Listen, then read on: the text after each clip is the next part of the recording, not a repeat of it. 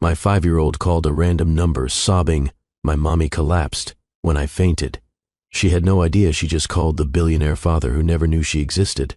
The phone rang at 11:47 p.m.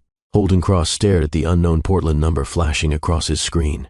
He almost didn't answer. Almost sent it to voicemail like he did with most calls that came through after business hours. But something made him swipe. Hello? What came through the speaker stopped his heart. Crying. A child. Sobbing so hard she could barely breathe.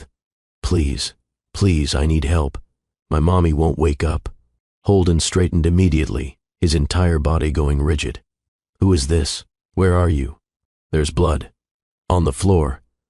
I tried to shake her, but she won't open her eyes. I don't know what to do. Please come.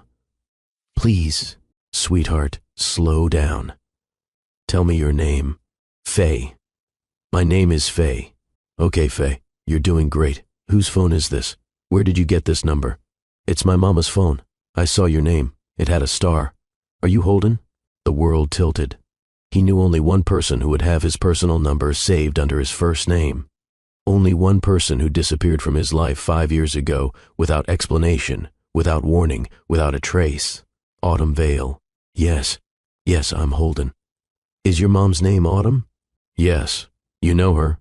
His voice came out steady, even though his hands were shaking. I do. Faye, I need you to tell me exactly where you are.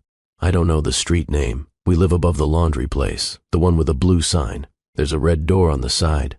He was already moving, grabbing his coat, his keys, his phone pressed between his shoulder and his ear.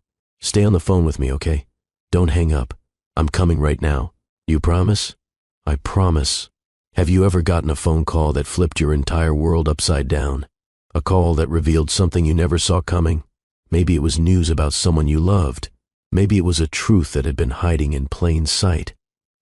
This is one of those stories, and I'm telling you right now, if you stay with me until the end, you're going to understand why sometimes the wrong number is exactly the right one. This isn't just about a terrified little girl calling a stranger in the middle of the night. This is about a mother who made an impossible choice to protect the people she loved. This is about a man who never got the chance to choose at all. And this is about a secret that was 5 years in the making, about to shatter everything. What happens when a 5-year-old accidentally calls the one person her mother spent half a decade trying to keep her from? Stay with me, because this story is going to break your heart and then put it back together in ways you won't see coming. If you're ready for a story about second chances, impossible choices, and the kind of love that refuses to stay buried, do me a favor right now. Hit that like button, and trust me, you're going to want to subscribe to this channel, because stories like this don't just entertain you. They stay with you long after they're over. Now let me take you back to where it all started, not with the phone call, but with the moment that made that call necessary. It started with the sound of glass breaking. In the small apartment above Riverside Coin Laundry on Hawthorne Street in Southeast Portland, Autumn Vale stood at the bathroom sink, gripping the edge of the counter. Her vision blurred. The room tilted sharply to the left. She'd felt off all day, lightheaded, weak, but she'd pushed through like she always did. 2 freelance design deadlines, a full day of client revisions, dinner for Faye, bath time, bedtime stories. She hadn't eaten since breakfast. A piece of toast, black coffee. Now her body was done asking nicely. The glass she'd been holding slipped from her fingers and shattered against the tile floor. She reached for the sink again, but her knees buckled. She fell hard. Her temple cracked against the edge of the porcelain bathtub. Pain exploded white and hot across her skull. Then everything went dark. In the living room, 5-year-old Faye sat on the floor in her pajamas, watching cartoons on the old television her mom had bought secondhand. She was coloring in her dinosaur book, humming along to the theme song, when she heard the crash. She looked up. Mama. No answer. Faye set down her crayon and stood. Her small feet padded across the worn carpet toward the bathroom. Mama, are you okay? Still nothing. She pushed the door open wider and froze. Her mother lay on the floor, eyes closed. One arm stretched out across the broken glass. Blood, dark and red, pooling slowly beneath her head. Faye's stuffed lamb dropped from her hand. For a moment, she couldn't move, couldn't think. Her chest felt tight. Her eyes burned, but she didn't scream. She didn't panic. She remembered what her mama had told her, over and over, every time they practiced. If something bad ever happens and mama can't help you, you find my phone, you call someone, you ask for help. You're brave, baby. You can do it. Faye turned and ran to the kitchen. She dragged a chair across the floor to the counter and climbed up on shaking legs. Her mother's phone sat next to the microwave, plugged into the charger. She grabbed it with both hands. The screen lit up. No password. Mama never locked it when they were home. Faye's heart pounded in her chest as she opened the contacts. Her finger scrolled down the list. She didn't know most of the names. Aunt Jessa lived far away in California. Miss Trina from daycare might not answer this late. Then she saw it, a name at the very top of the favorites list, a little gold star next to it. Holden. She didn't know who Holden was, but the star meant he was important. Mama only put stars next to important things. Faye pressed the name with her tiny finger and lifted the phone to her ear. It rang once, twice. Then a man's voice came through, deep, calm. Hello? Faye's throat closed up. She almost hung up, but then she looked back toward the bathroom, toward her mama on the floor, and she found her voice. Holden Cross had been standing at the floor-to-ceiling window of his penthouse overlooking the Willamette River when the call came through. The city glittered below him, cold, distant, beautiful in a way that felt empty. He'd been thinking about her. He hated that he still did that. 5 years later, and Autumn Vale still lived in the corners of his mind. The way she used to organize his schedule with color-coded notes, the way she'd leave coffee on his desk during late nights without saying a word, the way she'd looked at him the last time he saw her, like she wanted to say something but couldn't. And then she was gone. No resignation letter, no forwarding address, just gone. He'd searched for her, hired investigators, called every contact they had in common. Nothing. It was like she'd vanished into thin air. Eventually, he'd forced himself to stop looking, told himself she'd made her choice, that maybe he'd imagined the connection between them. But now a little girl was on the phone, crying, terrified, calling from Autumn's number. He didn't hesitate. Faye, listen to me very carefully. I need you to stay calm, okay? Can you do that for me? Okay. Her voice was so small, so scared. Good girl. Is your mama breathing? I think so. Her chest is moving a little bit. Relief flooded through him. That's good. That's really good. Now I need you to do something for me. Can you find a towel? A clean one? Yes. He heard her little feet running. A drawer opening.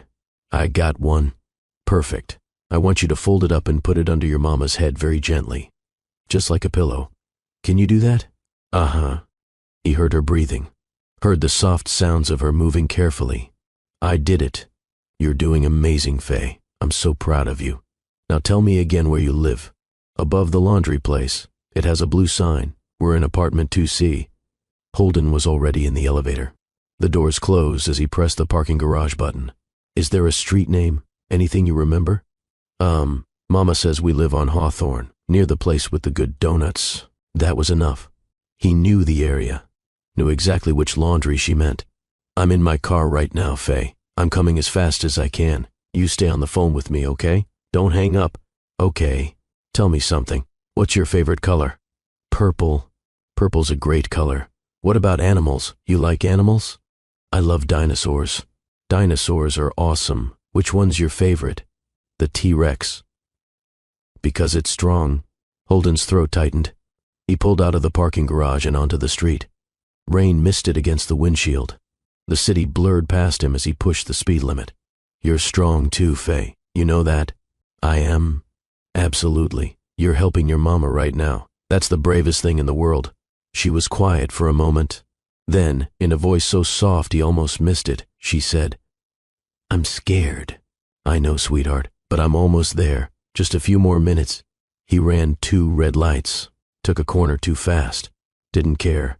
12 minutes after the call started, he pulled up in front of a narrow brick building, with peeling paint and a faded blue sign that read, Riverside Coin Laundry. A metal staircase clung to the side of the building.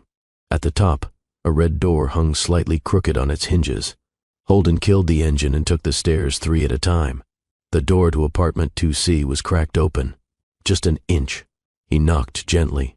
"Faye, it's Holden. I'm here." The door swung open, and there she was, a tiny girl with dark curls falling past her shoulders, big hazel eyes rimmed red from crying, barefoot. One of her socks had fallen off. She clutched the phone in one hand and a stuffed lamb in the other. She looked up at him. "You came..." Holden's chest cracked wide open. "I did." She stepped aside, and he entered the apartment. It was small, neat, the kind of place that was clearly loved despite its age. A pile of folded laundry sat on the couch. Children's drawings covered the refrigerator. A pot of soup still sat on the stove, long since gone cold. But Holden didn't focus on any of that. He moved straight to the bathroom. Autumn lay on her side on the tile floor, a small towel folded carefully beneath her head. Her face was pale, too pale.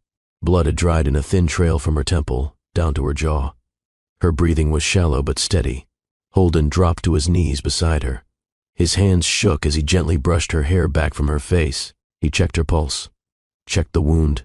It wasn't deep, but head injuries were unpredictable. "Autumn," he said softly. "Can you hear me?" Nothing. He turned to Faye, who stood in the doorway watching him with wide, frightened eyes. "You did everything right, Faye. Your mom is going to be okay, but we need to get her to a hospital." Faye nodded quickly.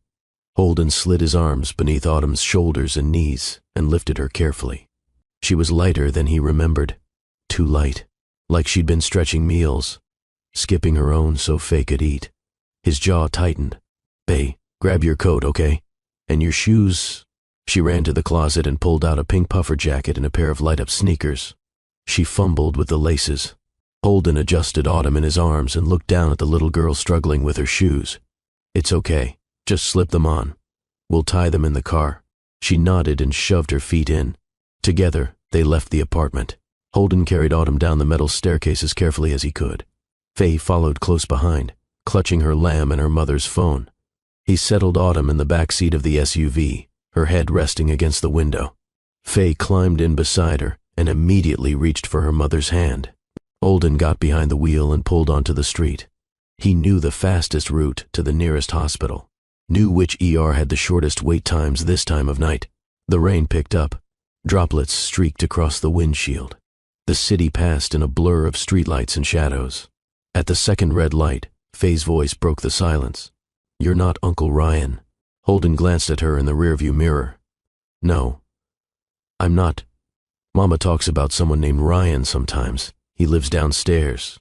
I'm not Ryan." Faye was quiet for a moment. Then, "Are you Holden?" "I am. Mama has your name in her phone, with a star." His hands tightened on the steering wheel. "Does she?" "Uh-huh. She doesn't call you, though. I asked her once why you had a star if she never called. She said sometimes you keep people close, even when they're far away." Holden's throat closed. He didn't know what to say to that.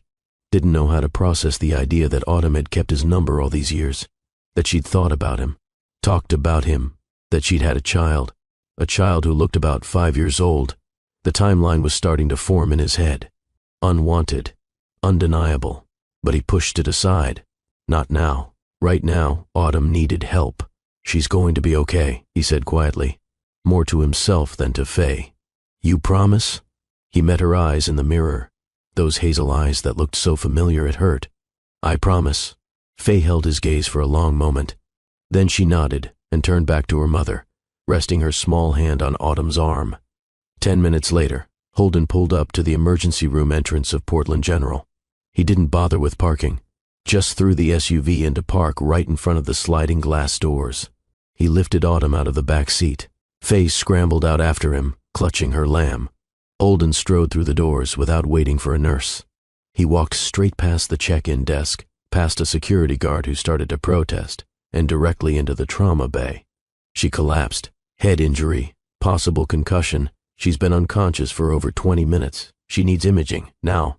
A nurse in blue scrubs rushed over, eyes wide. "Sir, you can't just..." "She needs help." His voice was calm but absolute. Now, something in his tone made the nurse stop arguing. She turned and called for a doctor. Within seconds, a team descended.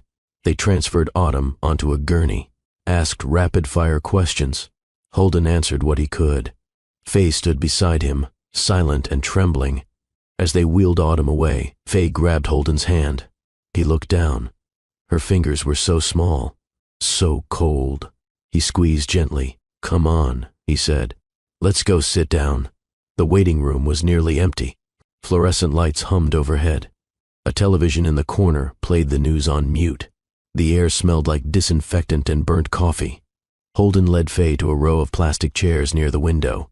She climbed up onto the seat beside him and pulled her knees to her chest. He noticed she was still holding her mother's phone, still clutching her lamb. "You did really good tonight, Faye," Holden said gently. "Your mama would be really proud of you. I was scared I called the wrong person." "You didn't. You called exactly the right person." She looked up at him. "How do you know my mama?" Holden hesitated. How did he explain this to a 5-year-old? "I used to work with her. A long time ago. Did you like her?" His chest tightened. "Yeah, I did. A lot. Do you still like her?" He met her gaze.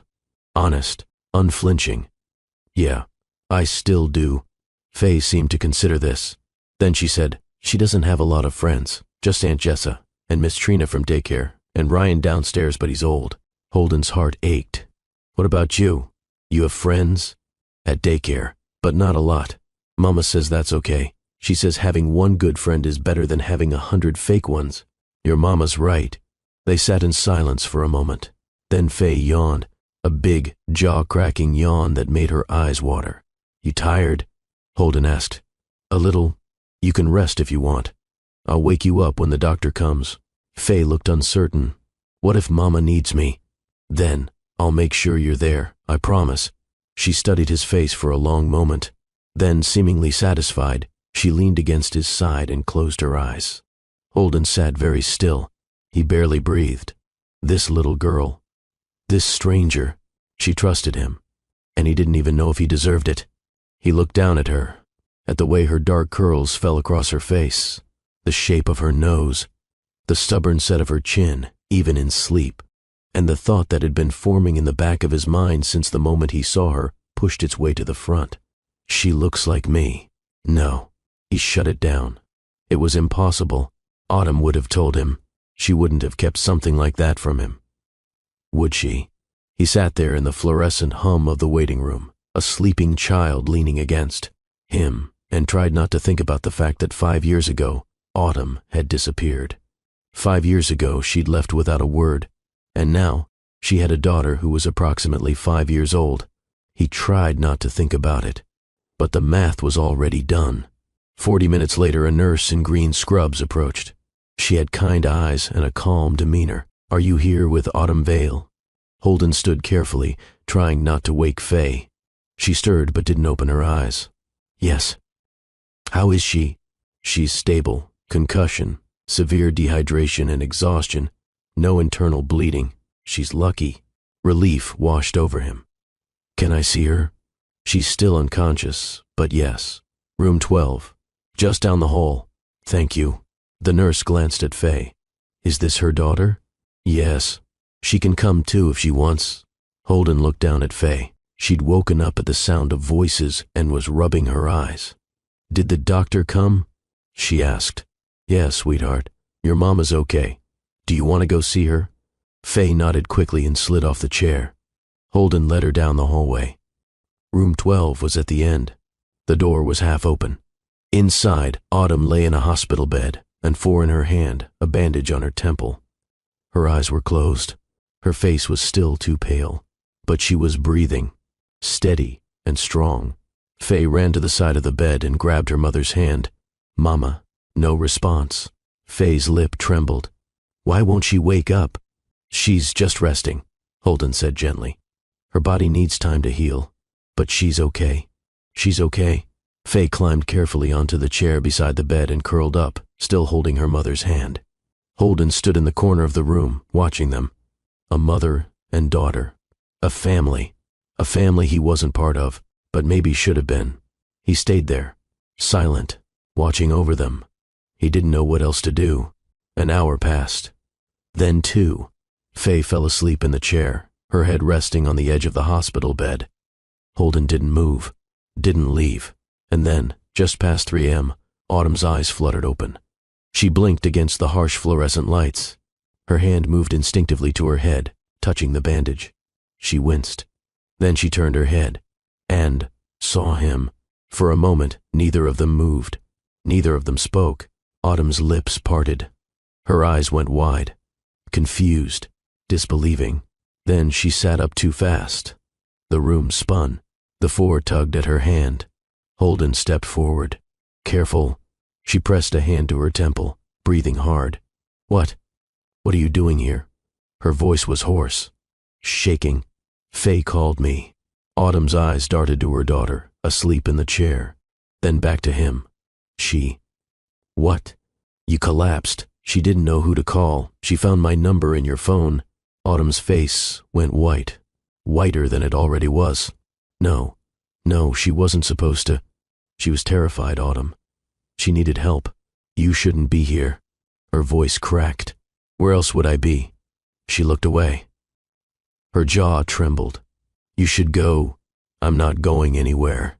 Holden, I haven't heard from you in 5 years.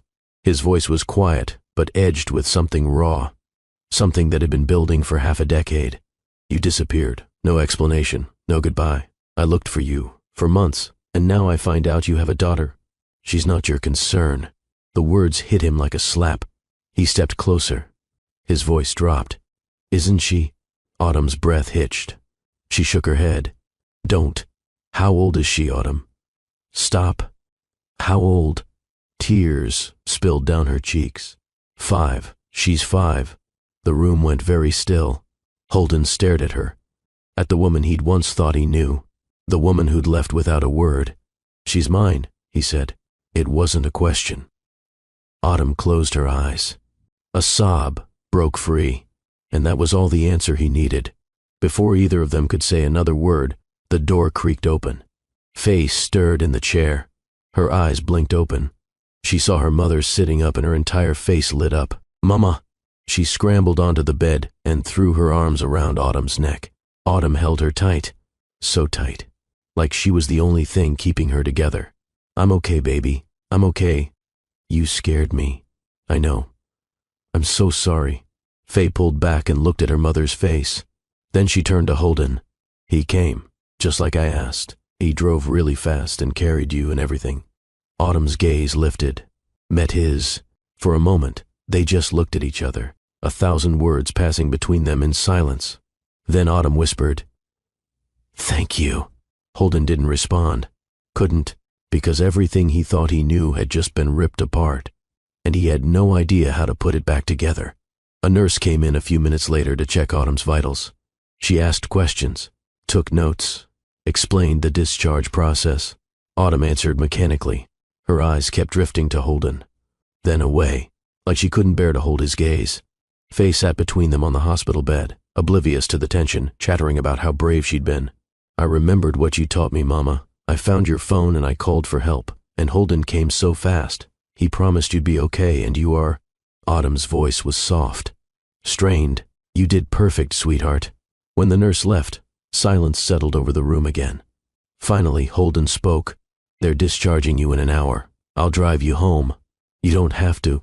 I'm driving you home. Autumn looked like she wanted to argue, but she was too exhausted, too overwhelmed. She just nodded. An hour later, Holden carried the discharge paperwork, while Autumn walked slowly beside him, one hand gripping Faye's. She was unsteady on her feet, pale, weak. He wanted to carry her, wanted to insist, but he didn't. He just stayed close. In the SUV, Faye fell asleep almost immediately in the back seat. Autumn sat in the passenger seat, staring out the window. The rain had stopped. The streets were slick and black under the streetlights. Holden drove in silence for the first few minutes. Then he couldn't hold it in anymore. Why didn't you tell me? Autumn didn't look at him. Because I couldn't. That's not an answer. It's the only one I have. His hands tightened on the wheel. I had a right to know. You had a company to build. A life, a future. Her voice broke. I didn't fit into any of it. You didn't even give me a choice. She turned to him then, eyes red, face streaked with tears. Because I already knew what you'd choose. The words landed like a punch to the chest. Holden pulled over, right there, on the side of the road. He put the car in park and turned to face her. You think I would have chosen the company over you? Over her? I think you would have done the right thing. And I didn't want to be the right thing. I didn't want to be the obligation, the mistake. You were never a mistake. I was your assistant, Holden. Her voice cracked. You were untouchable, brilliant, focused, and I was nobody. When I found out I was pregnant, I panicked. I didn't know what to do. I thought about telling you so many times. But every time I tried, I'd remember the board meetings, the investors, the headlines, and I'd hear what they'd say about me. I wouldn't have cared what they said. You should have. Your reputation mattered. Your company mattered. I wasn't going to be the scandal that destroyed everything you built. So, you just left. So I protected her. Autumn looked back at Faye, asleep in the back seat. I gave her a quiet life, a safe life, away from the cameras and the gossip and the pressure. She doesn't know what it's like to be judged, to be whispered about. And I wanted to keep it that way. Holden's jaw clenched. She deserves a father. She has a mother who loves her. That's not enough. Autumn flinched. Holden ran a hand through his hair. His voice dropped. I'm not trying to hurt you, but you can't tell me I don't have a right to know my own daughter. I never said you didn't. Then why keep her from me? Because I was scared. The words burst out of her. Loud, raw. I was terrified, okay? Terrified you'd take her from me. Terrified you'd reject her. Terrified you'd resent me for ruining your life. So I made a choice. Maybe it was the wrong one, but it was the only one I could live with. Silence filled the car. Holden stared at her, at this woman who'd carried so much alone, who'd been so afraid she'd run.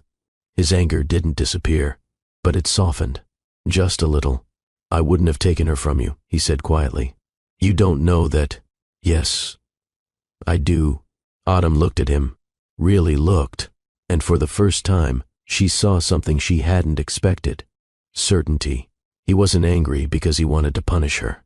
He was angry because he'd missed 5 years. 5 years of his daughter's life. And he couldn't get them back. Autumn's voice was barely a whisper. I'm sorry. Holden didn't respond right away. He just put the car back in drive and pulled onto the road. They drove the rest of the way in silence. When they pulled up outside her building, Holden turned off the engine. I'll help you get her inside. Autumn didn't argue. He lifted Faye carefully from the back seat. She stirred, but didn't wake, just tucked her head against his shoulder. Holden carried her up the metal staircase while Autumn unlocked the door. Inside, he followed Autumn to a small bedroom at the end of the hall. The walls were covered in drawings, dinosaurs, stars, rainbows. A bookshelf overflowed with library books. He laid Faye gently on the bed and pulled the blanket over her. She curled onto her side, clutching her lamb. For a moment, he just stood there, looking at her. His daughter. His daughter. Autumn stood in the doorway, watching him, her expression unreadable. When he finally turned and walked back into the living room, she followed. He paused at the door, turned to face her. What happens now? Autumn asked. Her voice was small, fragile. I don't know, Holden admitted, but I'm not walking away from her. Holden, I'm not asking for permission, Autumn. I'm telling you. She's my daughter, and I'm going to be part of her life. Autumn's eyes filled with tears again. You don't know what you're saying. I know exactly what I'm saying. He pulled a business card from his wallet and set it on the table. That's my direct line. When you're ready to talk, call me. He walked to the door, paused, looked back. I'm glad you're okay. And then he left. Autumn stood in the middle of her tiny living room, staring at the business card on the table. And then she collapsed onto the couch and cried. Holden sat in his car outside the building for a long time. He didn't start the engine, didn't drive away. He just sat there, thinking. 5 years. 5 years of birthdays he'd missed.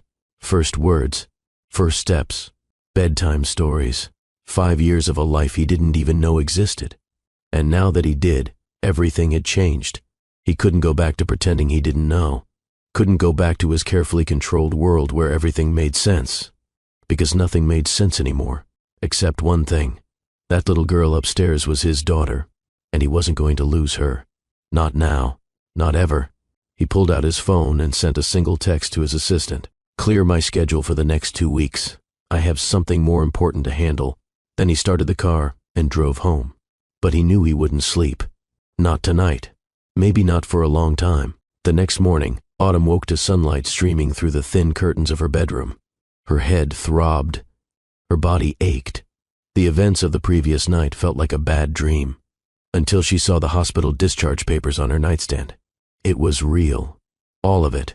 She sat up slowly, wincing at the sharp pain in her temple. The bandage was still there. A reminder.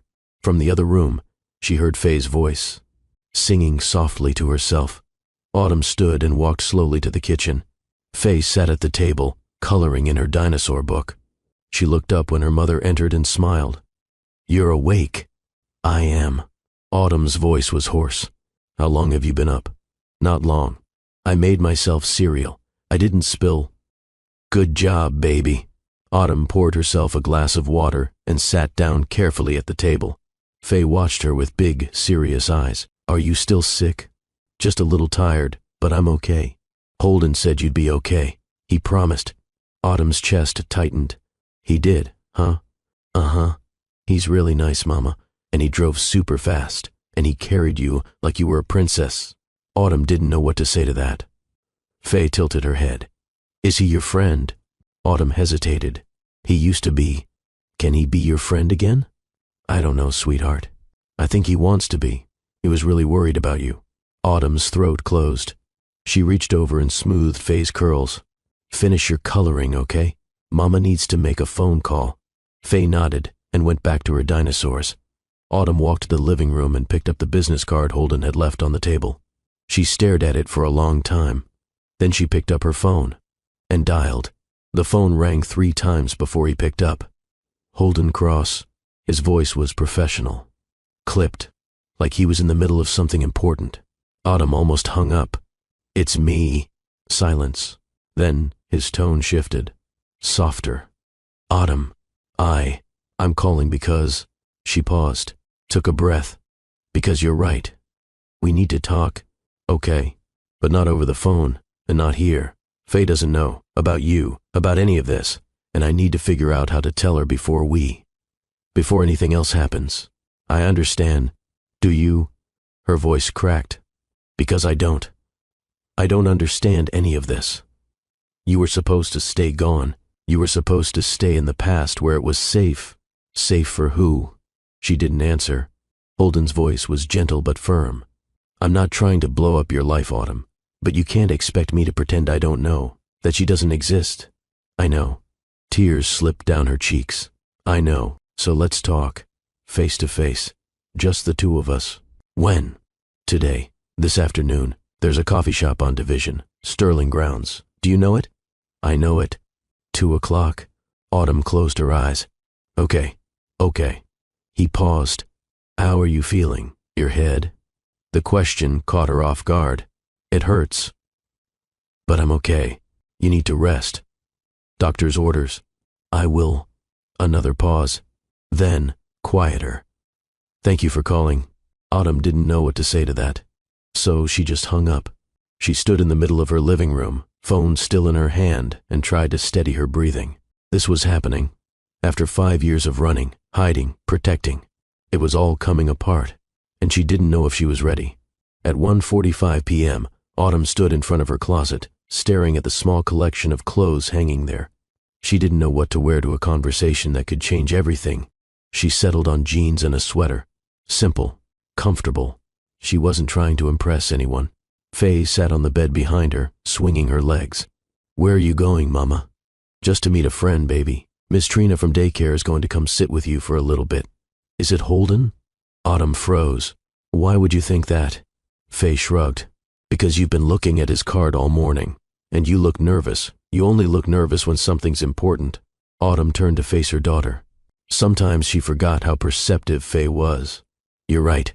I am meeting Holden. Is he in trouble?" "No, sweetheart.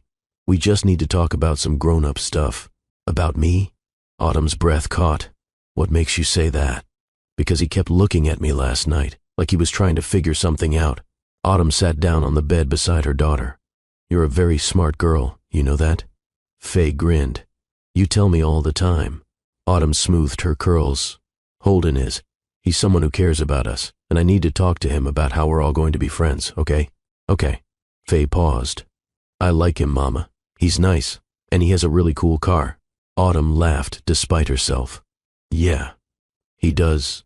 A knock came at the door. Miss Trina, right on time. Autumn kissed Faye's forehead. Be good. I'll be back in a couple hours. Okay, Mama. Autumn grabbed her coat and her keys and left before she could change her mind. Sterling Grounds was a small coffee shop tucked between a bookstore and a vintage clothing boutique.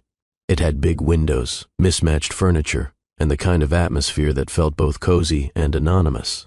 Perfect for a conversation you didn't want anyone to overhear. Autumn arrived 5 minutes early.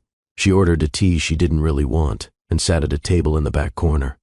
Her hands shook as she wrapped them around the warm cup. At exactly 2 o'clock, the door opened. Holden walked in. He was dressed casually. Dark jeans, a gray sweater, no suit, no tie. He looked different, less like the untouchable CEO she remembered and more like a man who hadn't slept. His eyes found hers immediately. He walked over and sat down across from her without ordering anything. For a moment, they just looked at each other. Hi, Autumn said quietly. Hi. Silence. Then Holden spoke. I've been thinking about what you said last night, about being scared, about protecting her. Autumn nodded, waited. I get it. I do. You made a choice based on what you thought was right. But Autumn, you have to understand what this feels like for me. I'm trying. I have a daughter, a 5-year-old daughter, and I didn't know she existed until 12 hours ago. His voice was steady, but there was pain underneath, raw and undeniable. I missed everything. Her birth, her first word, her first step, birthdays, Christmases, everything. Tears welled in Autumn's eyes. I know. Do you? Because I don't think you do. He leaned forward. I loved you, Autumn, and when you left, it broke something in me. I told myself you had your reasons, that maybe I wasn't enough, maybe I'd missed something, and I tried to move on. But I never really did. Autumn's breath hitched. And now I find out you were carrying my child when you left, that you've been raising her alone all this time. And I don't know whether to be angry or heartbroken or grateful that she exists at all. A tear slipped down Autumn's cheek. I never wanted to hurt you, but you did. The words hung between them. Autumn wiped her eyes. You want to know the truth? The real reason I left? Yes. She took a shaky breath. I overheard a conversation, 2 of your board members. They were talking about you, about how focused you were, how nothing could distract you. And then one of them said, if he ever gets tangled up with some assistant or secretary, it'll tank everything we've built. Holden's jaw tightened. I was standing right outside the conference room, Autumn continued, and I realized that's what I was, a distraction, a liability. If anyone found out about us, about the baby, it would ruin you. So you left to protect me. I left to protect all of us. You, me, her. Autumn's voice broke. I didn't want her to grow up as the mistake that destroyed her father's career. I didn't want her to see herself that way. She's not a mistake. I know that, but the world wouldn't, and I couldn't. I couldn't do that to her. Holden sat back, ran a hand through his hair. You should have told me. Let me decide. You're right, I should have. But I was 27 and terrified, and I made the best choice I could with what I had. They sat in silence. The coffee shop hummed around them. Other people's conversations, the hiss of the espresso machine, the clink of mugs. Finally, Holden spoke. What's her favorite food? Autumn blinked. What? Faye. What's her favorite food? Mac and cheese, the kind with the powder cheese, not the fancy stuff. A small smile tugged at his lips. What about books? Does she like to read? She loves books, especially ones about space and dinosaurs. Does she have friends? A few. From daycare. She's a little shy. Takes her a while to warm up to people. Like you. Autumn's throat tightened. Yeah. Like me. What does she want to be when she grows up? An astronaut. Or a paleontologist. It changes every week. Holden's smile grew. She sounds incredible. She is. Autumn's voice was thick with emotion. She's the best thing I've ever done. Holden met her eyes. I want to know her, really know her. Not as some stranger who showed up one night. As her father, I know. But I don't want to scare her or confuse her. So, I need you to tell me how to do this, because I have no idea. Autumn wiped her eyes, took a breath. We go slow. We let her get to know you first, as a friend, and when the time is right, we tell her the truth. How long? I don't know. A few weeks? A month? However long it takes for her to feel safe. Holden nodded. Okay. We do it your way. Relief flooded through her. Really? Really? But Autumn, I'm not disappearing. I'm going to be around, a lot. I'm going to show up, and I'm going to be part of her life, and yours, whether you like it or not. Despite everything, Autumn laughed. A small, broken sound. I don't think I have a choice. You don't. They sat there for another hour, talking, not about the past, not about the hurt, but about Faye, about who she was, what she loved, her quirks, her fears, her dreams. And for the first time in 5 years, Autumn didn't feel alone. When they finally left the coffee shop, Holden walked her to her car. Thank you, he said, for calling, for talking to me. Thank you for listening. He hesitated. Then, can I come by tomorrow to see her? Autumn's heart clenched, but she nodded. Yeah, come by around 4. She'll be home from daycare. I'll be there. He stepped back, watched as she got into her car. As she drove away, Autumn glanced in the rearview mirror. Holden was still standing there, watching, and something inside her shifted. Maybe, just maybe, this could work. The next afternoon, Faye sat at the kitchen table coloring when the knock came. She looked up. Is that Miss Trina? No, baby, it's Holden. Faye's face lit up. Really? Really? He wanted to come visit. Is that okay? Yes. Faye jumped down from her chair and ran to the door. Autumn followed, her heart pounding. She opened the door.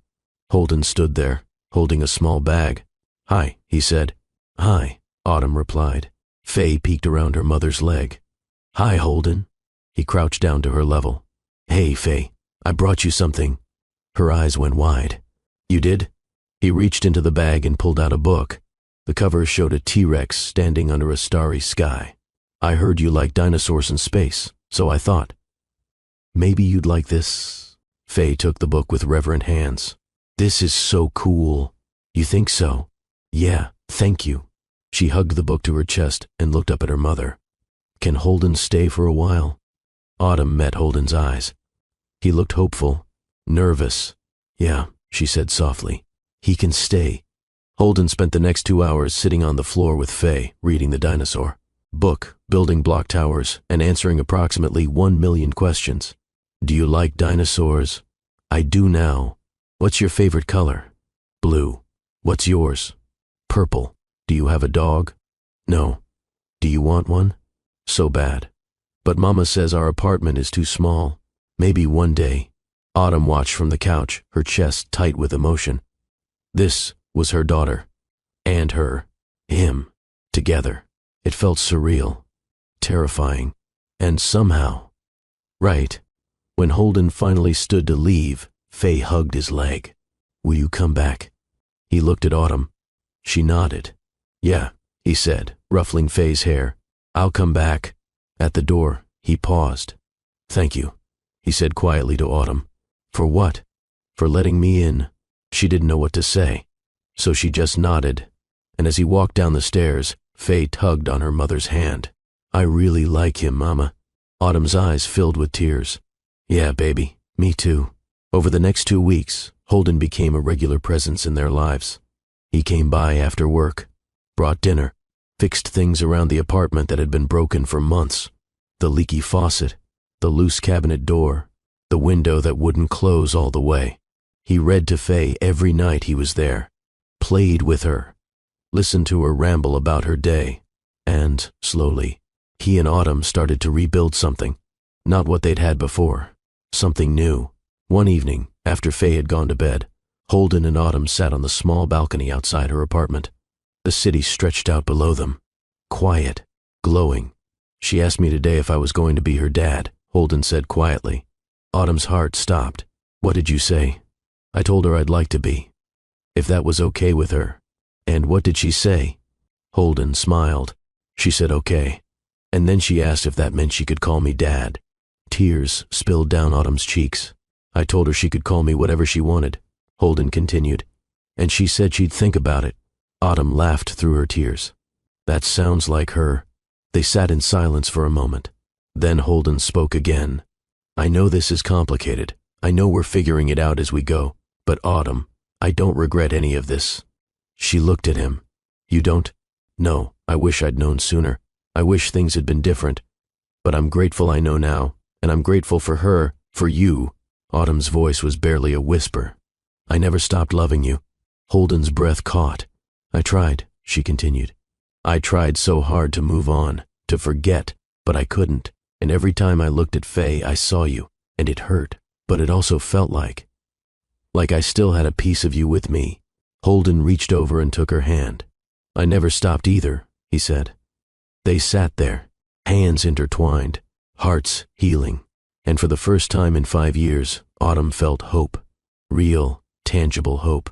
That maybe, just maybe, they could be a family.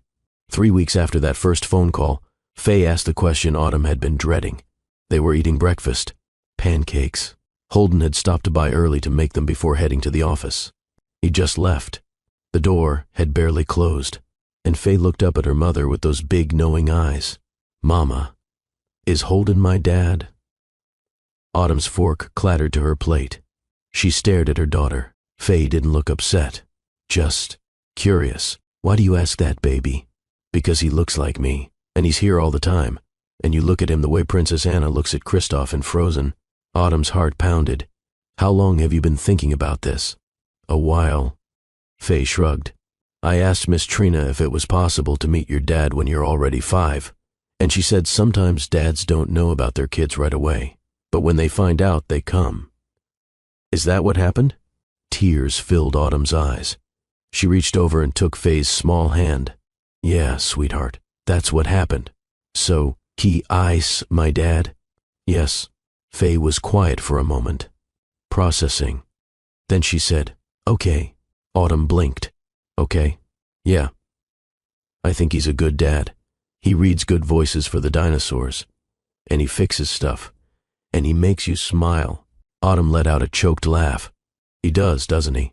Faye nodded seriously. Can I call him Dad now, or do I have to wait? You can call him whatever you want, baby. Okay, I'm gonna call him Dad. And just like that, it was done. No drama, no confusion. Just a little girl who'd found her father, and a father who'd found his way home. That night, when Holden came by, Faye ran to the door. Hi, Dad. Holden froze. His eyes went wide. He looked at Autumn. She smiled, nodded. He crouched down and pulled Faye into his arms, and he held her for a long, long time. Life changed after that night. Not all at once, not dramatically, but in small, significant ways that added up to something bigger than Autumn had ever imagined. Holden started showing up every morning before work.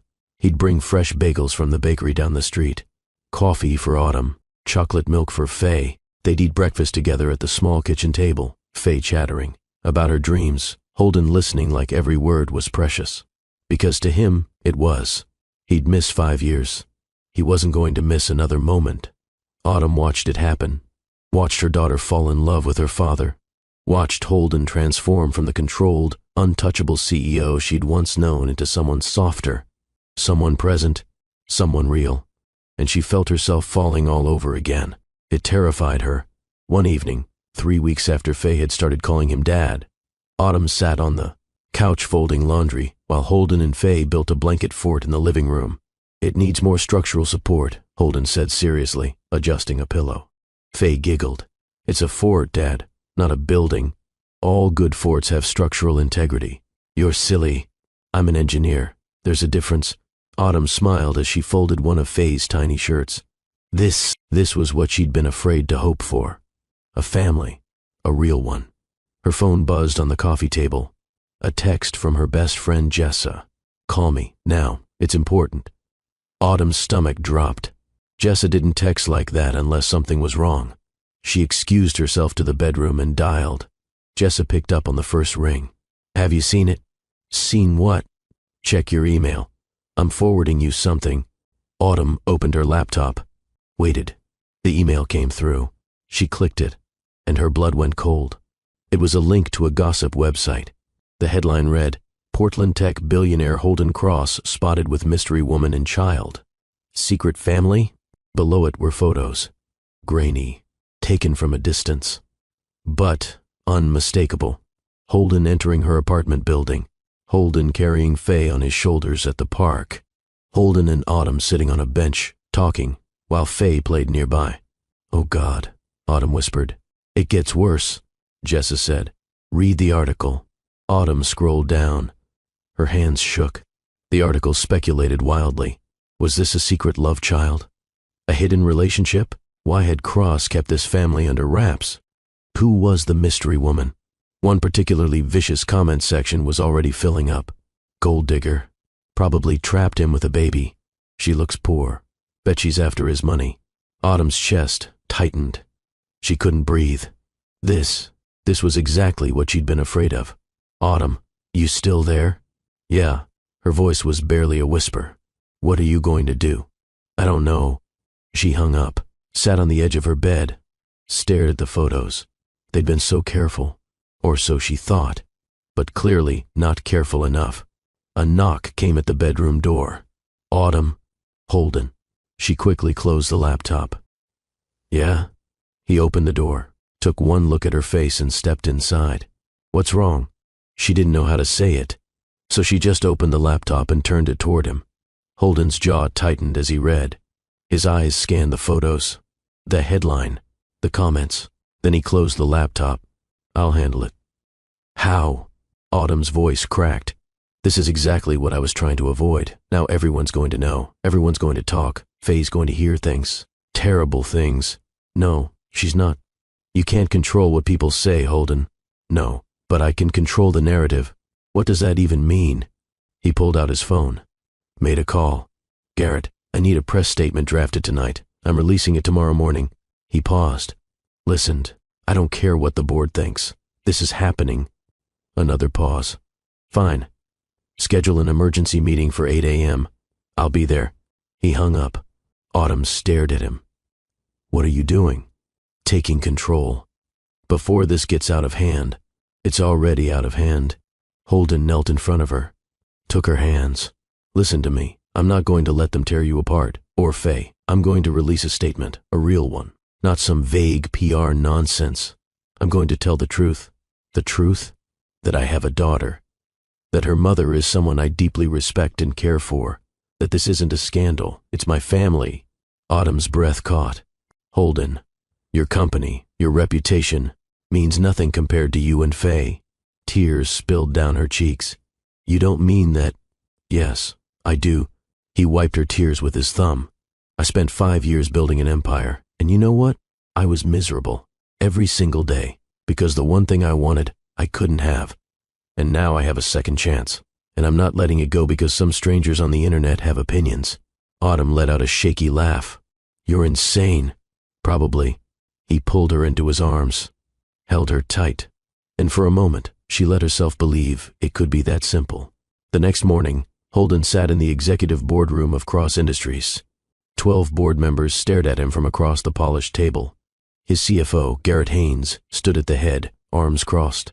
You want to release a personal statement acknowledging an illegitimate child in a relationship with a former employee. Do you understand how that sounds? Holden's voice was calm, deadly calm. She's not illegitimate. She's my daughter, and Autumn was never just an employee. The optics. I don't care about optics. You should. Our shareholders care. Our investors care. Then they can sell their shares. The room went silent. Garrett blinked. You're not serious. Completely serious. Holden stood, placed his hands on the table. I've spent a decade building this company. I've given everything to it. My time, my energy, my life. And I'm proud of what we've built. But I'm not sacrificing my family for stock prices. One of the older board members, Patricia Langford, spoke up. Holden, we're not asking you to sacrifice your family. We're asking you to be strategic. Manage the message. I am managing the message by telling the truth. The truth doesn't always play well in the media. I don't care. Garrett ran a hand over his face. If you do this, If you release this statement, the media is going to dig. They're going to find out everything. Where she lives, where the kid goes to school. Her entire life is going to be exposed. Holden's stomach twisted. He hadn't thought about that. Patricia leaned forward. We're not trying to be cruel, Holden. We're trying to protect you. And if you care about this woman and this child as much as you say you do, you'll protect them too. Holden sat down slowly. She was right. If he released the statement, the media would descend. They'd camp outside Autumn's apartment, follow Faye to daycare, dig into Autumn's past, turn their quiet life into a circus. And he'd be the one who caused it. What do you suggest? He asked quietly. Garrett exchanged a glance with Patricia. Let us release a neutral statement, Garrett said. Something vague. Acknowledge that you're spending time with family. No details, no names. Let the story die down naturally. And if it doesn't, then we reassess. Holden closed his eyes. Every instinct in him screamed to fight, to stand up and declare the truth. But this wasn't just about him anymore. It was about Faye, about Autumn, about protecting them. Fine, he said finally. Draft a neutral statement. Garrett nodded. I'll have it ready by noon. Holden stood and walked out without another word. In the parking garage, he sat in his car and dialed Autumn. She picked up on the second ring. How did it go? They talked me out of the full statement. Silence. Autumn. That's probably for the best. You, I don't know. Her voice was shaky. I don't want Faye's life to turn into a media circus. She's 5, Holden. She doesn't deserve that. I know. So what happens now? We lay low, let the story die. And we keep doing what we're doing. Hiding. Protecting. Autumn let out a bitter laugh. Isn't that how this whole mess started? Holden didn't have an answer for that. Later that day, Cross Industries released a brief statement. Holden Cross values his privacy and asks that the media respect his personal life. He remains committed to his work and his responsibilities. No further comments will be made at this time. It was corporate, sterile, safe, and it did absolutely nothing to stop the speculation. By the end of the week, 3 more gossip sites had picked up the story. Photos continued to surface. Theories multiplied. Autumn stopped taking Faye to the park, stopped going to her favorite coffee shop, started looking over her shoulder every time she left the apartment. She was living in fear again, and she hated it. One evening, after putting Faye to bed, she sat on the balcony and stared out at the city. Holden had texted earlier, asked if he could come by. She told him no, said she needed space. The truth was, she didn't know what she needed. She'd spent 5 years building a quiet, safe life for Faye, away from judgment, away from scrutiny, and now, in a matter of weeks, it was all falling apart. Her phone buzzed. Another text from Holden.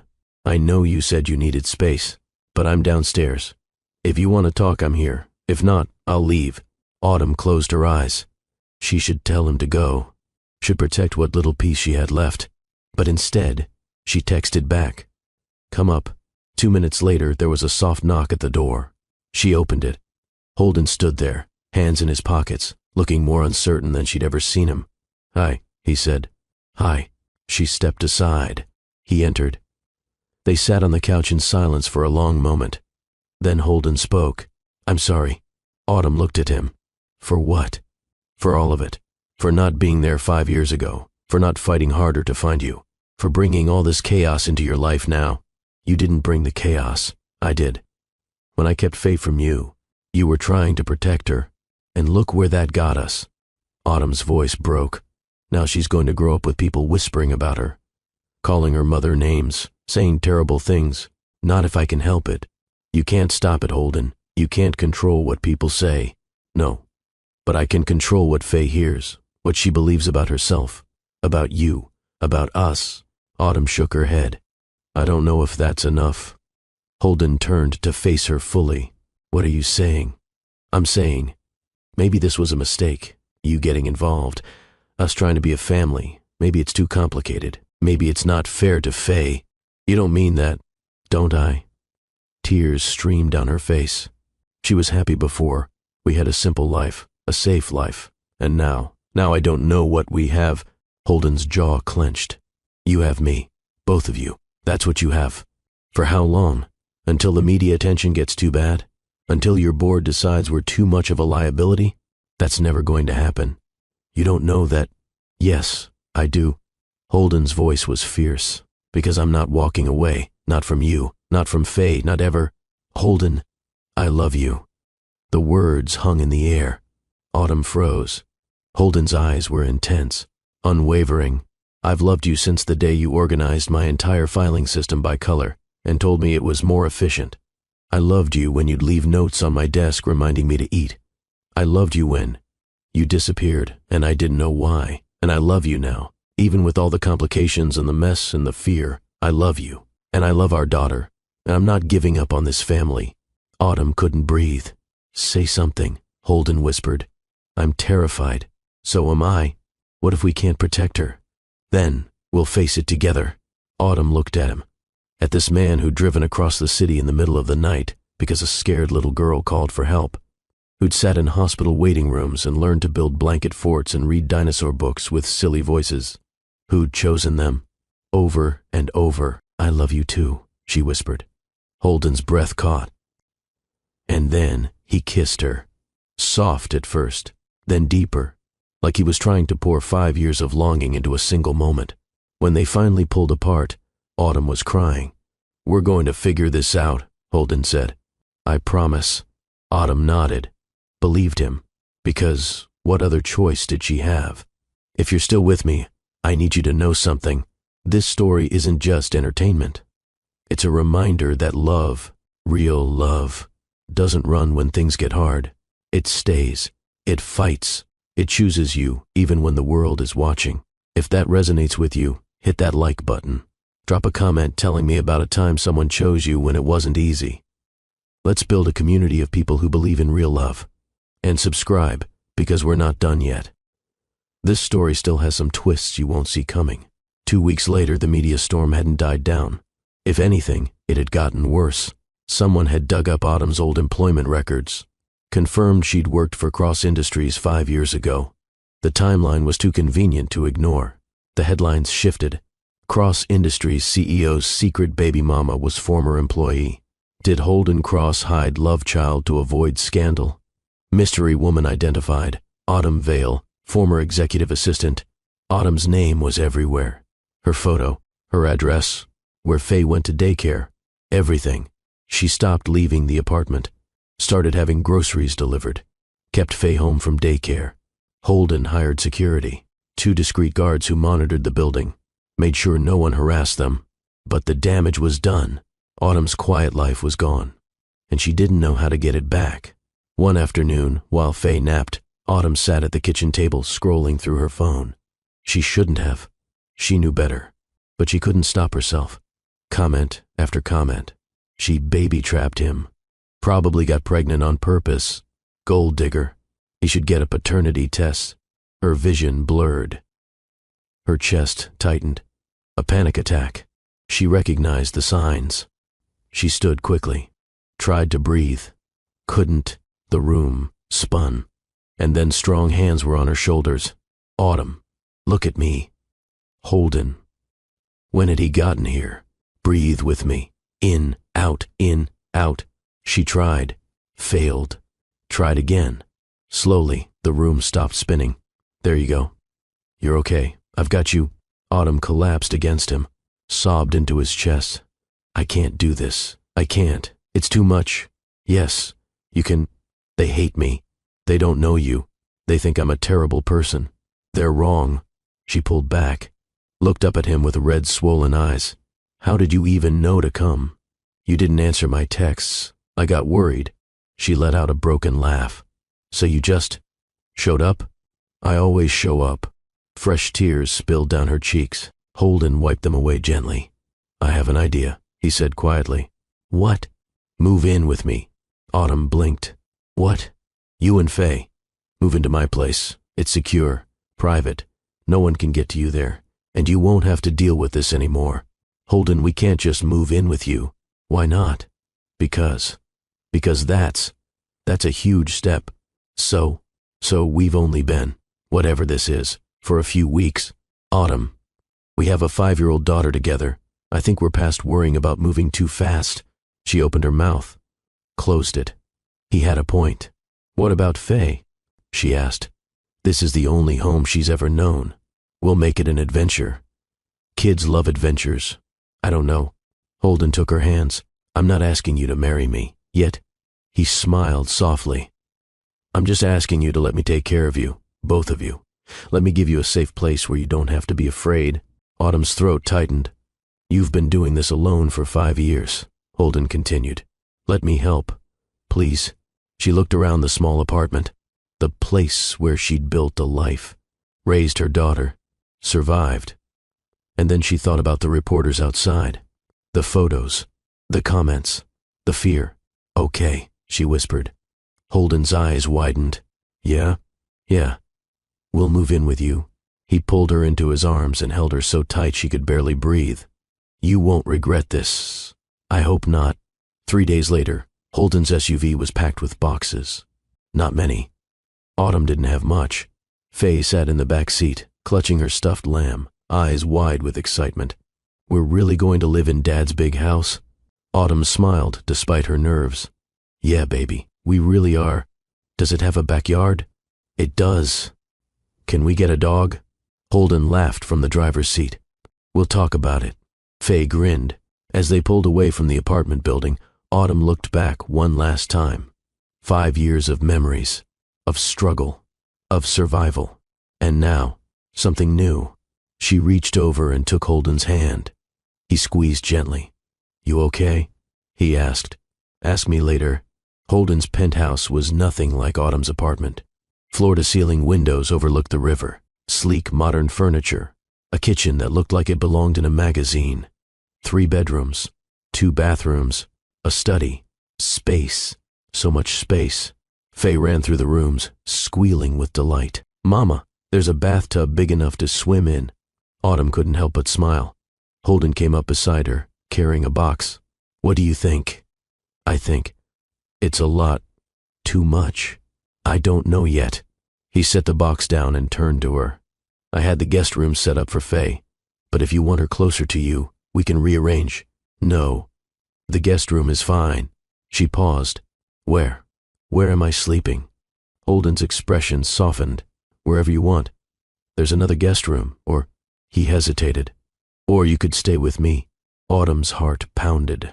Holden, no pressure. I want you to know the option's there. She looked at him, at this man who'd turned his entire life upside down for her. Can I think about it?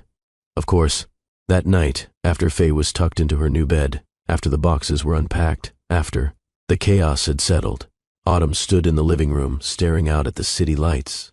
Holden came up behind her. Can't sleep. Too much on my mind.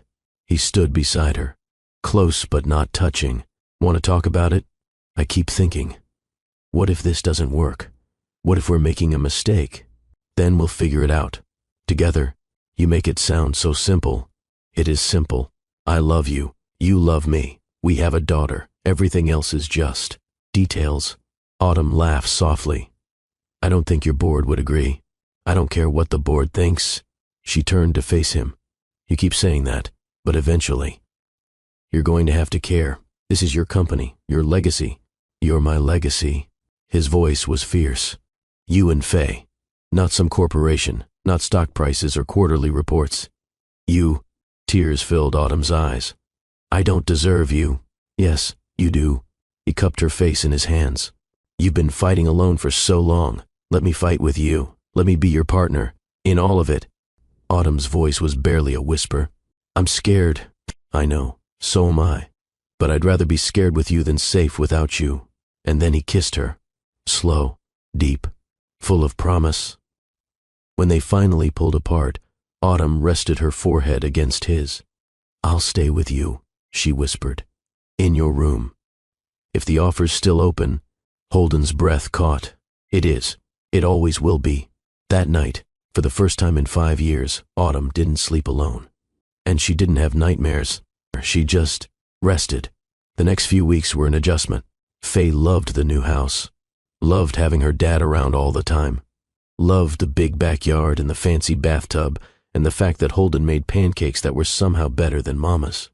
Autumn struggled more. She wasn't used to being taken care of, wasn't used to someone else cooking dinner or doing laundry or handling the things she'd always handled alone.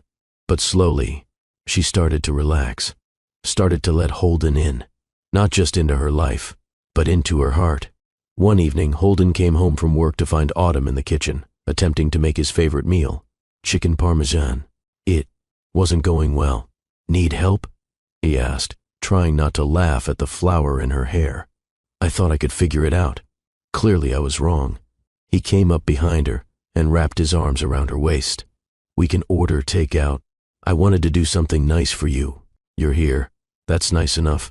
She turned in his arms. "You really mean that, don't you?" Every word.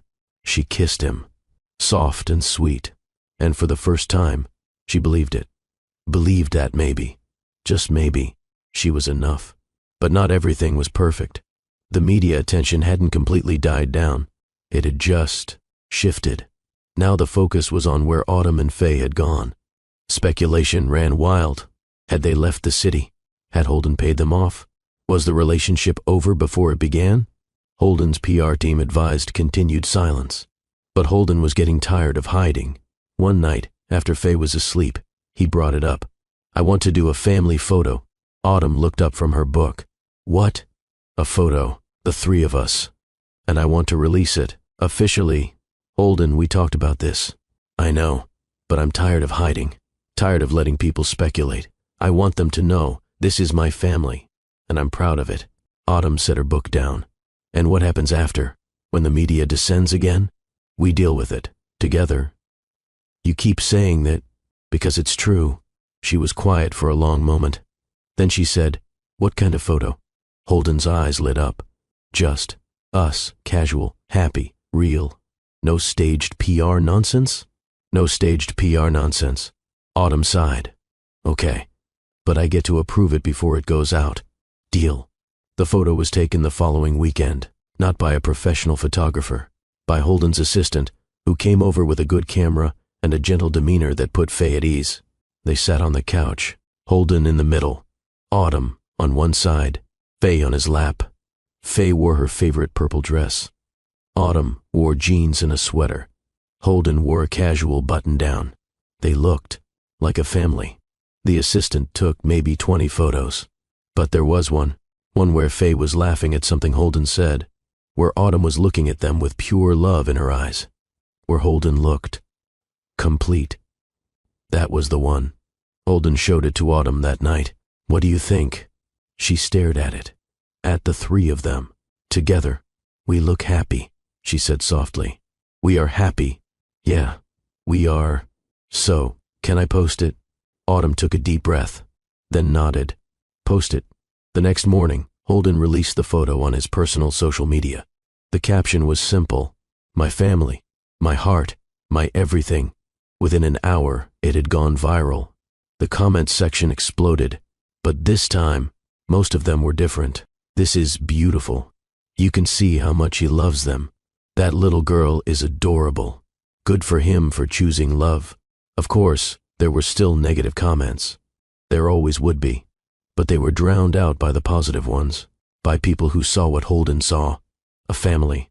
Imperfect. Real. Worth fighting for. Autumn cried when she read the comments. Not sad tears. Happy ones. "I can't believe it," she said. Holden pulled her close. "Believe it. People aren't as cruel as you think, most of them. They just want to see love win. And did it? Win?" "Yeah." He kissed her forehead. "It did." That afternoon, Holden got a call from Garrett. "The board wants to meet." "Of course they do." "Holden. They're not happy. I don't care. You need to care. They're talking about a vote of no confidence." Holden's jaw tightened. "Let them vote. You could lose your position as CEO. Then I lose it." Silence on the other end. Then Garrett said quietly, "You really mean that?" "I do. They're not going to understand. They don't have to. This is my choice, my life, and I'm done letting other people dictate it." Another pause. Then Garrett laughed. A real, genuine laugh. "You know what? Good for you. You're not mad." "Mad? I'm impressed. I've worked with you for 8 years, and this is the first time I've seen you actually." Happy? Holden smiled. Thanks, Garrett. Don't thank me yet. You still have to face the board tomorrow. I'll be ready. The board meeting was exactly as tense as Holden expected. 12 stone-faced executives staring him down. Patricia Langford spoke first. That photo was ill-advised. I disagree.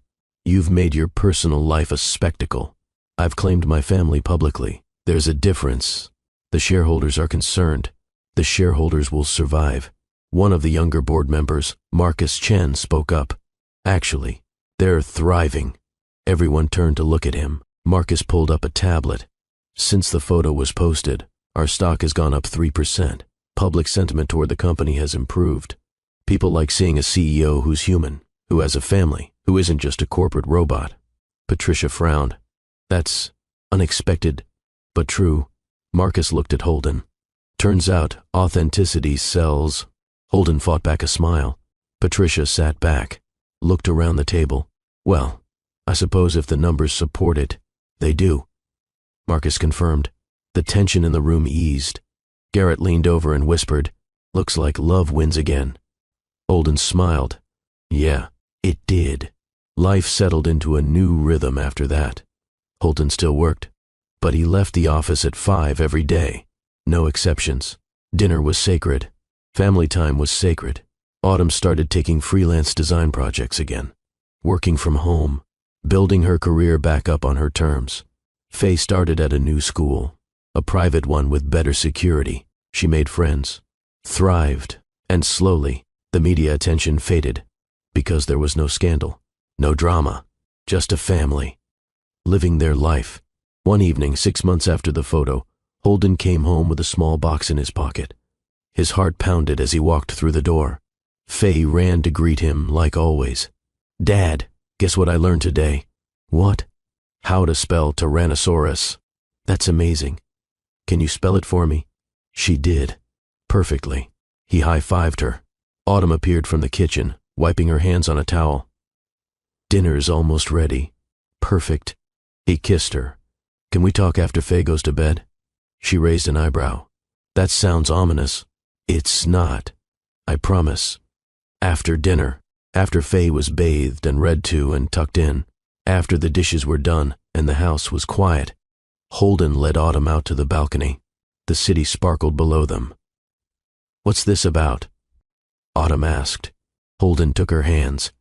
"I've been thinking about us, about our family, about the future." "Okay." He took a breath. 5 years ago, you left because you thought I'd choose my career over you, over Faye. And I hate that you ever believed that, but I understand why you did." Autumn's eyes filled with tears. "I want you to know," Holden continued, "that every single day since I found out about Faye, since I found you again, I've chosen you, both of you, over everything else, and I'm going to keep choosing you. For the rest of my life." He dropped to one knee. Autumn gasped. He pulled out the small box. "Autumn Vale. You're the strongest, bravest, most incredible woman I've ever known. You raised an amazing daughter. You survived when everything was against you, and you gave me a second chance I didn't deserve. I love you. I love Faye, and I want to spend the rest of my life proving to you that you made the right choice in letting me in." He opened the box. Inside was a simple, beautiful ring. "Will you marry me?" Autumn was crying, full-on sobbing. "Yes," she choked out. "Yes, yes, yes." Holden stood and slid the ring on her finger. And then he kissed her, deep and long and full of promise. When they finally pulled apart, they were both crying. "I can't believe this is real," Autumn whispered. "It's real. We're real. I love you. I love you too." They stood there, holding each other, looking out at the city that had brought them back together. And, for the first time, Autumn wasn't afraid. She was home. The next morning, Faye noticed the ring immediately. "Mama, your ring is so pretty." Autumn smiled. "You like it?" "I love it." "Where did you get it?"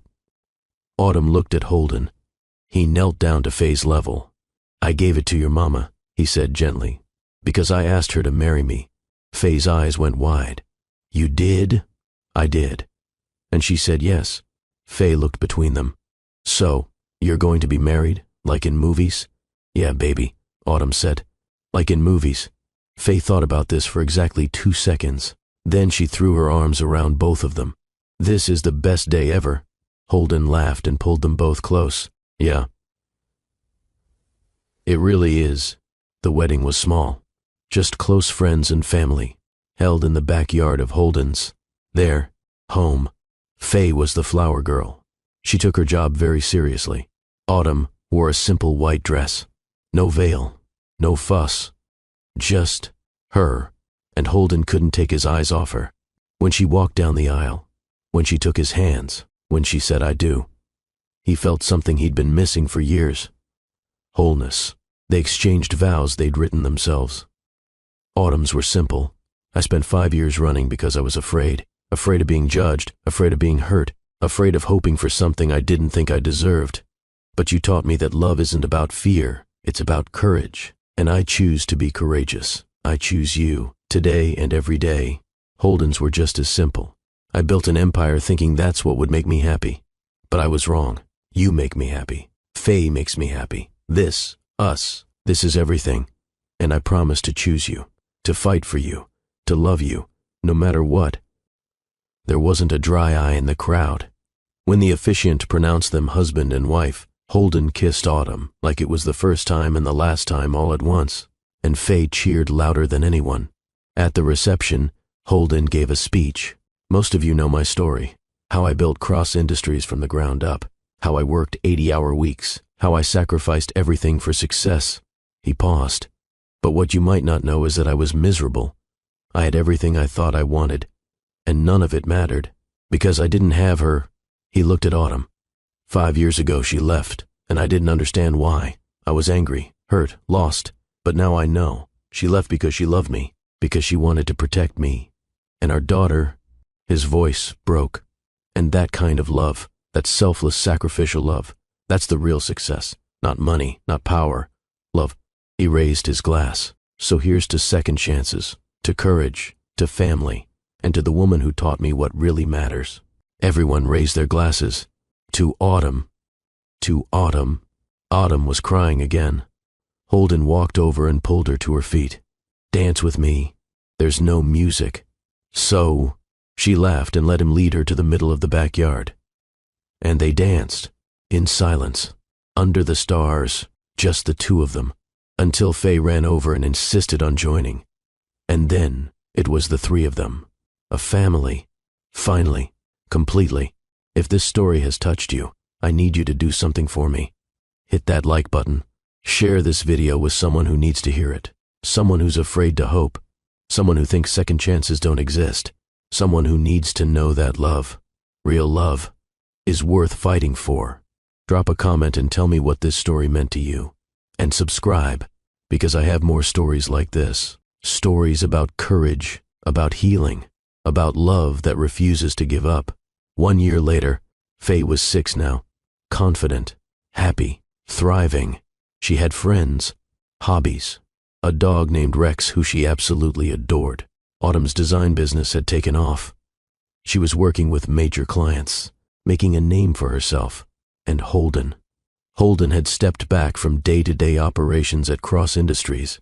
He was still CEO, still involved, but he'd learned to delegate, to trust his team, to prioritize what mattered. One evening, the three of them sat on the couch. Faye wedged between her parents, Rex at their feet.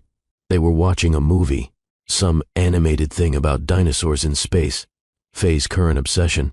Halfway through, she turned to Holden. Dad? Yeah, sweetheart. Do you ever wish things were different? Like, that you knew about me from the beginning? Holden's chest tightened. He looked at Autumn. She was watching him, waiting. He turned back to Faye. Honestly? Yeah. Sometimes I wish I'd been there from the start. For your first steps, your first words, all of it. Faye nodded seriously.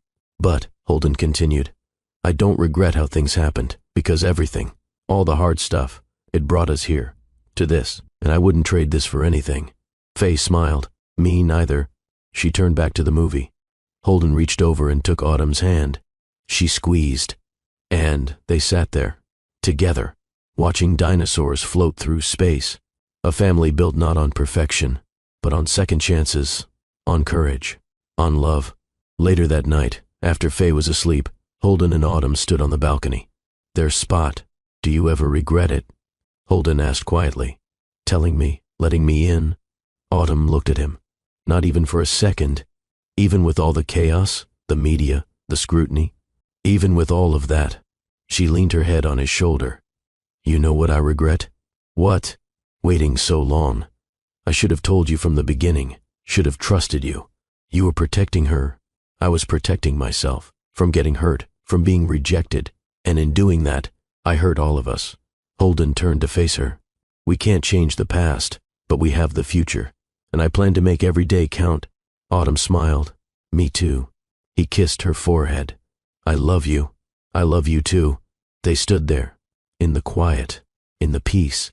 Two people who'd been broken. And were now whole. This is where our story ends. But it's also where it begins. Because real love isn't about perfect timing or ideal circumstances. It's about showing up. Even when it's hard. Even when you're scared.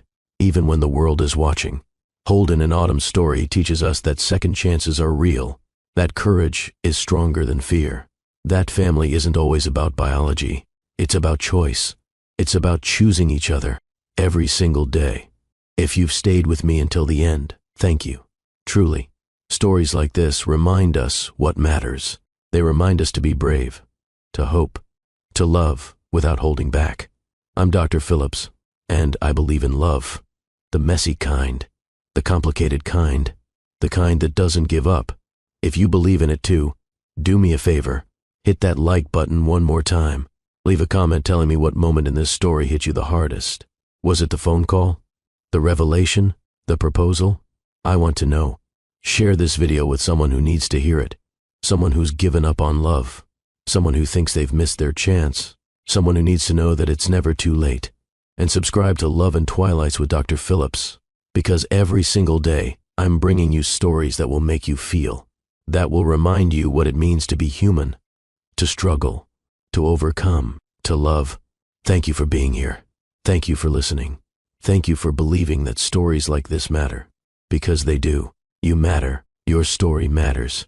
And, somewhere out there, someone is waiting to choose you. Just like Holden chose Autumn. Just like Autumn chose courage. Just like Faye chose to make that call. One moment, one choice, one chance can change everything. I'll see you in the next story. Until then, choose love. Always choose love.